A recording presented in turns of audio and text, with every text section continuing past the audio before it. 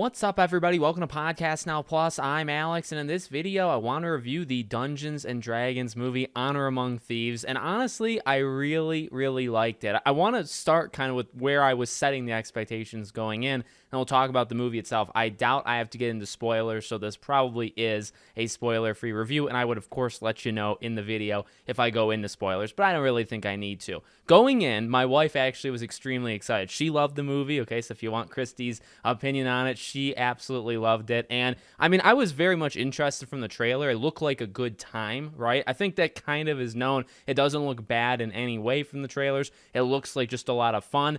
The question then would be, is it kind of forgettable fun, or is it like legitimate? Is there even more to it necessarily than just fun? And it's actually that one. This movie is actually a very well-rounded movie. It's got its action sequences, which are pretty darn solid. There's not too many of them, but there also doesn't really need to be. It's mainly, I would argue, character-driven. I don't even think necessarily world-driven, although there is plenty of that goes on in this movie. It's mainly through all of these characters. You learn about a lot of their past. They go through their struggles. They have kind of complete character arcs. It's really good. It's really solid. Like, just all around, I think this is a really good movie. It's not a perfect movie. There's some issues, I would say, maybe with the ending, kind of the villain goal, let's say, how that was kind of executed. I won't go into it because I don't think it's honestly and ultimately that important. It's just a fun ride. There's plenty of jokes. The jokes are actually pretty funny. I want to say, like, everybody does a really good job. Specifically, let's call them, and I'm going to steal from Scream, but let's call them the core four. You got Chris Pine, you got Michelle Rodriguez, you got Justice Smith, and you have Sophia Lillis. And those are the four of these, the core. There are a few other characters, and I think they play their parts fine. Hugh Grant is a very worthy, addition to the movie. He plays all his parts really good. There's Chris Pine's daughter in this film. They have their character names, but I don't know. I think we're more on like a actor name basis with these people. They all really shine. I think Chris Pine has a lot of incredible moments. He's the lead, and so a lot of things, including, I would say, the motivation for why they do a lot of things is through him. But I actually want to single out, and this could just be me, Michelle Rodriguez, I kind of think stole it. I think all four of them are extremely good, and they each have their moments of whether it's like genuine emotion or they crack some funny jokes. They have a good little arc here and there. I think they're all good, but she's just consistently awesome. She is often the person they go to for combat, right? There is combat with characters that are not her, but Sophia's character, she obviously can transform. So a lot of the time she fights, it tends to be through like beasts, so it's more like CG. Justice Smith is, he's got magic, but he's not very good at it until maybe the last 15% of the movie, in which then he is a badass. He's really cool. Chris Pine, he's more like the clever. I want to talk about him because he reminds me of some other character in movies as well. But Michelle Rodriguez is very blunt. She's she's monotone. She kind of plays the same role in all the movies, and actually I don't care about that at all because I really like her. Love her in Fast and Furious, love her in Resident Evil. I think she's great. I think she embraces the role that she does. I think she even said she's fine doing what she does. She's really funny. She's extreme. They play on the things that she says. She takes things kind of seriously, so like her jokes will play on that. She's cool, again, in terms of like her fighting. She's got emotion, specifically towards the ending that we won't talk about. She's really good. So I think you could probably nominate any of the four. Chris Pine's just like fantastic in everything. Can we agree on that? Wonder Woman,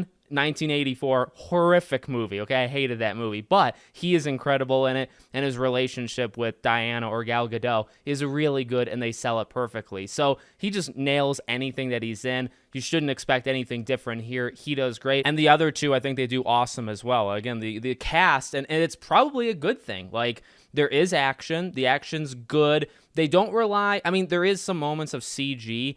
The CG's not great, I would say. If I were to say a weakness that has nothing to do with spoiling anything, that is probably an issue. I don't know, modern movies, Marvel, we've seen it, even like DC, they just can't reach. I don't know, there's some movies in like the mid-2000s that the CG is kind of like untouchable, in my opinion. So the CG is fine, it serves its point, but it's not like absolutely incredible, but it doesn't really rely on that. This movie, like I said, it's a lot of jokes, but it's also a lot of heart. Like, these characters have relationships with each other, they have relationships with other characters. It may get the movie in trouble because this movie does have a very, I would say, simple, straight-minded kind of plot of what these four's ultimate goal is. And it's an adventure. I mean, it's like an action adventure movie, and that's literally what they're doing in this fictional world. Is they have an end goal, they're going on an adventure, and then I wouldn't even say sidetracked. They kind of just, in going to that ultimate goal, they do other things, but it's all in preparation for that final thing. But when they do that, a lot of those moments are more character moments. You learn about them, you learn about relationships with other characters. Again, a lot of it is Chris Pine's character, right? He's kind of in the driver's seat, but everybody gets their moments. You get a little backstory. They all get their kind of cool, badass moments, right? There's some planning of like some schemes that they're going to play.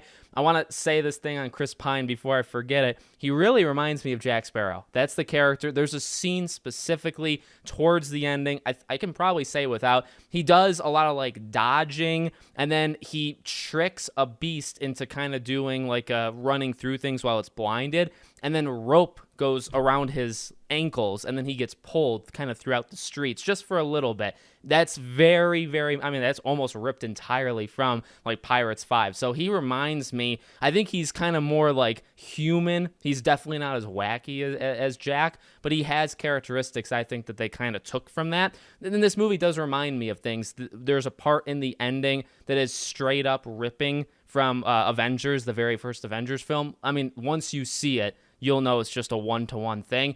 I don't love that. I mean, I guess it's like cheeky and like a fine, like it's, you know, it's whatever. My wife really liked it. I was like, it's literally the exact same thing. Like, I mean one-to-one, just with, you know, different situation or different characters. So when you see it, I guess you'll know what I mean. But honestly, you know, these are small things because overall it's a lot of fun. Like, you're smiling a lot, you're caring for these characters, and for a first movie, like, yes, it gets a little messy. Like I said, like the path to the plot, the main plot, is very straightforward. It kind of goes, you know, in different directions, introduces characters to then kind of let them go. It kind of loses the center idea of Chris Pine and his daughter. Like, that's a central theme in the beginning and then also the end. And in the middle, it kind of is completely forgotten about. But it's a new movie. These are new characters, right? You have to kind of tell us who they are. They have to kind of explain it. You have to kind of see them in action. There's a lot that this movie actually did or had to do, you know, as you're watching it, in 2 hours and 14 minutes, I think, is the runtime of this movie. So it's not too long. It never feels like it's dragging. And at all times, it's doing something. It's either making you laugh, which I think a lot of the jokes, I'd say the majority of jokes actually landed. There were some that didn't, but most did. The action's good. It's not used all that much. They mainly rely on, I would say, the dynamic between these characters. And lucky for them, they have really good, I think they have like good chemistry with each other. You could kind of put, there's groups, right? There's kind of a 2-and-2 group in this core 4. You could probably mix and match, and any of them would work with the others, which they do from time to time, and I think that works quite well for the film. So it's very character-centric, and lucky for them, it worked out. So I'm really happy with it. I'm kind of pleasantly surprised. I thought it would be kind of like almost dumb fun. I would definitely say it's more than dumb fun. You know, if you watch the trailer and say, yeah, that looks cool, but like maybe is it forgettable? You're going to forget about it? Well, you know what? It's actually better than that. I would say this is a fun, action-y movie that's got heart. It definitely has heart. It's tough to say it without spoiling things. It's got heart, it's got emotion, it's got its action, it's got its comedy, it's got its character moments. It's actually kind of underrated, and I've seen a lot of reports that this movie is projected to absolutely bomb. Not necessarily like it's going to do super, super bad, but this movie needs to make a ton of money in order to be profitable. The budget of this thing was probably way too high. So, I mean, I want more. I mean, flat out, I actually think this can become something. It does kind of set up where there's hints throughout it where you could definitely do more. I'd like to see these characters again. We'll see. This movie needs to make a lot of money in order to get, I'd say, more of them. So we'll see how it does the first couple weeks. Let me know what you all think. Make sure you guys are subscribed, bell icon turned on, and I hope to see you all on the next one.